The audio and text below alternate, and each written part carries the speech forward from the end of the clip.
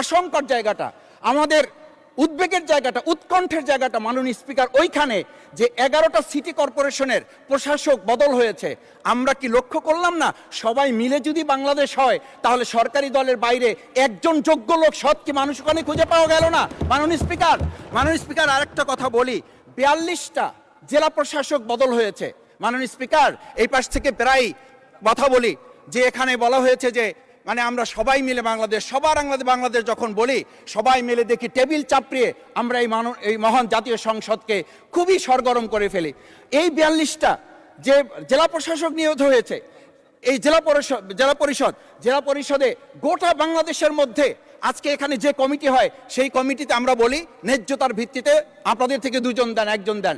মাননীয় স্পিকার খুবই বিনয়ের সাথে জিজ্ঞেস করি, আমরা কি সেই নতুন বাংলাদেশের দিকে যেতে পেরেছি যেই বাংলাদেশে এই 42 জন জেলা পরিষদের একজন জেলা পরিষদকে আমরা কাউকে খুঁজে বের করতে ওখানে ন্যায্যতার ভিত্তিতে দিতে পারলাম না? মাননীয় স্পিকার আমরা তত্ত্বাবধায়ক আমাদের অন্তর্বর্তীকালীন সময়ে যখন 1-2 জায়গায় এরকম প্রশাসক নিয়োগ হয়েছে আমরা বললাম এটা সংবিধান লঙ্ঘন এবং এটা গণতন্ত্রের সাথে সাংঘর্ষিক।